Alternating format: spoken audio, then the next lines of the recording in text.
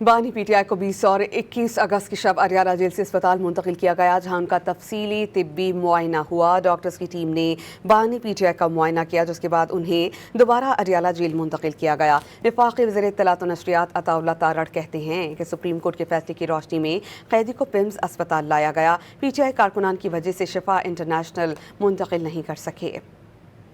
बानी पीटीआई को निस्फ शब को अडियाला जेल से अस्पताल लाया गया था। अस्पताल लाने से कबल 6 डॉक्टरों की टीम ने उनका चेकअप किया। इस मौके पर बानी पीटीआई की बहन डॉक्टर नौरीन भी मौजूद थीं। वफाकी वजीर इत्तलात अता तारड़ ने ट्वीट में कहा कि सुप्रीम कोर्ट के फैसले की रोशनी में कैदी को 20 और 21 अगस्त की दरमियानी शब पिम्स अस्पताल लाया गया। पीटीआई के कारकुनों की तरफ से अल शिफा अस्पताल के रास्ते में और बाहर पैदा की गई सिक्योरिटी सूरत हाल के पेश नजर उनको पिम्स अस्पताल लाया गया। वफाकी वजीर ने कहा कि उनको पहले भी तिब्बी सहूलियात फराहम की जाती रही हैं, अब भी जब उनको जरूरत पड़ेगी तिब्बी सहूलतें फराहम की जाएंगी। वफाकी वजीर इत्तलात ने मजीद कहा कि माहिर अमराज चश्म, माहिर अमराज कल्ब, फिजिशियन समेत मुस्तनद डॉक्टरों ने बानी पीटीआई का तफसीली मुआयना किया। अल शिफा अस्पताल के डॉक्टर भी तिब्बी मुआयने के दौरान मौजूद थे। तिब्बी मुआयने के दौरान उनकी हमशीरा उज़मा खान भी मौजूद रहीं। मेडिकल चेकअप के बाद डॉक्टरों ने कैदी को तिब्बी तौर पर सेहतमंद करार दिया। तिब्बी मुआयना मुकम्मल होने के बाद